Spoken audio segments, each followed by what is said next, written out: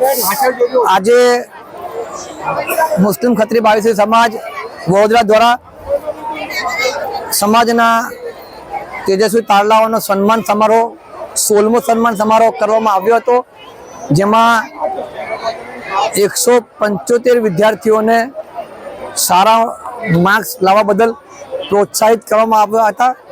સમાજના અલગ અલગ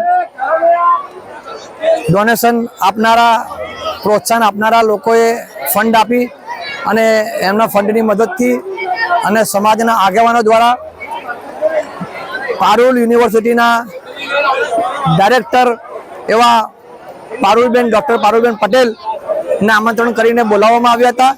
પારુલબેને સમાજની આ કામગીરીને ખૂબ વધાવી અને ખૂબ સરાહના કરી।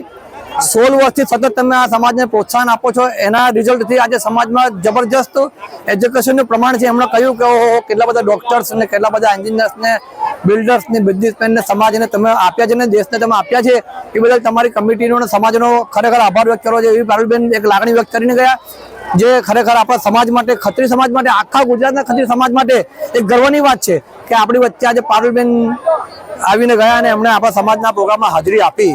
અમારા સમાજના તમામ આગેવાનો, અમારી કમિટીના તમામ આગેવાનો, બહારથી આવેલા અમારા તમામ મીડિયાના મિત્રો અને જેટલા બી મહેમાનો બહારથી આવ્યા છે, એ પણ જે છોકરી 11,000નું ઇનામ છોકરાને મળ્યું છે, ભરૂચના છોકરાને, એ બી, અને તમામ સમાજના આગેવાનોને, જે બી લોકોએ આ પ્રોગ્રામમાં કામ કર્યું છે, સમય, પૈસા, વક્ત આપીને જે લોકો બી આમાં મદદ કરી છે, બધાનો અમે તહે દિલથી આભાર, શુક્રિયા વ્યક્ત કરીએ છીએ।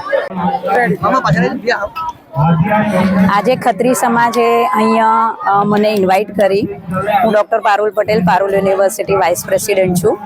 ખત્રી સમાજ છેલ્લા 16 વર્ષથી આ રીતના પ્રોગ્રામ કરે છે, જેમાં શિક્ષણ ક્ષેત્રે જે બચ્ચાઓએ સારું નામ કર્યું હોય એમને ગિફ્ટ આપીને બિરદાવે છે।